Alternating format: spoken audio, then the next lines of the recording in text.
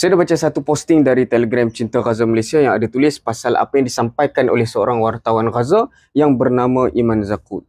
So dia beritahu yang diorang dekat Gaza ni pertaruhkan nyawa untuk dapat akses internet dan sampaikan apa yang tengah berlaku dekat Gaza. Dan diorang tahu peluru Israel mungkin lagi pantas daripada kata-kata diorang. Dan diorang tahu yang berita diorang ni mungkin tak ubah apa-apa pun. Tapi diorang tetap akan tegakkan kebenaran dan tinggalkan bukti mengenai genosid yang dilakukan oleh Zionis Israel. Laknatullah. Allahu Akbar.